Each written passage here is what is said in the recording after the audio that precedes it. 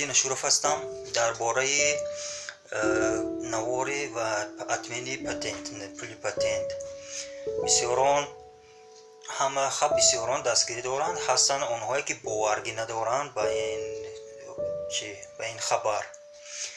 Мегӯянд ҳамин мо блогерҳо ҳамин фақат барои як лайк шуда дурӯғу рост гуфтаам мегирем. дар ҳамин бора аз Аллоҳ пурсонам ки аз Аллоҳ илоҳим чунин одамонро аз ҳама хушбахттарин кунад ки ҳамонҳо омада чин генае ки гӯшна медонеданд ҳамон борен омада ҳамин дар таги комментари мо нанависанд комментари бад. илоҳим шуморо хушбахттарин кунад, шуморо хушбахттарин кунад ки шумо розӣ бошед аз ҳамон ҳаётатон, аз ҳамон будатон шумо розӣ бошед.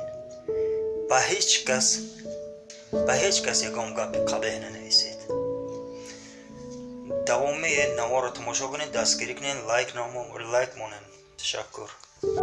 Добрый день, друзья!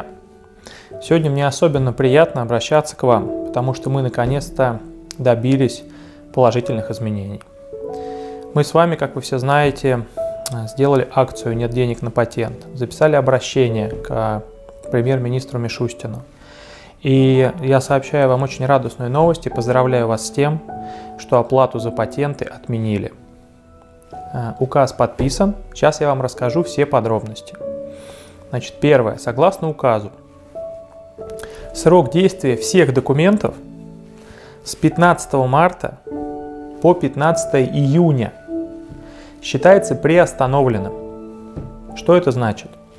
Если 15 числа у вас была действующая регистрация, был действующий патент, действующий вид на жительство РВП, там любой документ, то есть если вы 15 марта находились на территории России законно, то как бы следующий день после 15 марта, это 16 июня, вот эти 3 месяца действует приостановление. То есть потом, как бы при учете всего, они будут как бы вырезаны. Да? С 15 марта на следующий день станет 16 июня. Все это время не нужно платить патент, не нужно продлевать регистрацию, не нужно продлевать вообще ничего. Ходить вообще никуда не надо, вы просто живете. Живете, спокойно работаете. Я вам сейчас просто буду зачитывать с экрана, я по памяти не помню, но только вышел еще. Да?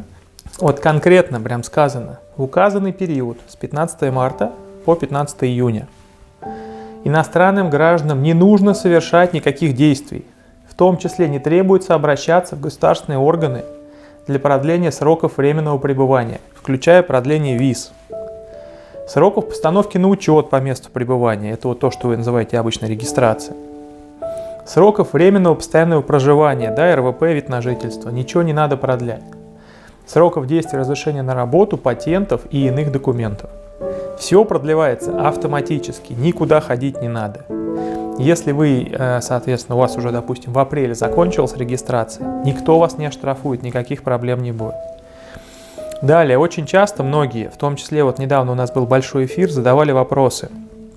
Можно ли будет легализоваться за счет вот этого механизма карантина тем, кто уже давно нелегален? Для вас новости хорошей не будет. То есть очень важно для всех, что вы должны были быть легальными на 15 марта. Вот если 15 марта у вас с документами все было хорошо, никаких штрафов, никаких санкций, никаких проблем для вас не будет. Вы все спокойно продлите, когда заработают органы и так далее. Но в любом случае вот этот срок 3 месяца приостанавливаются все как бы, штрафы, там, наказания и так далее. Вот, то есть до 15 июня спокойно вы живете, находитесь здесь, все хорошо. Если же до 15 марта вы уже были нелегалом, то после 15 июня, когда все возобновится, соответственно, как только вас поймают, депортируют, выдворят, смотря уже, опять же, насколько вы злостный нарушитель. Это что касается людям, которые предполагали, что таким образом якобы объявлена амнистия. Это не так.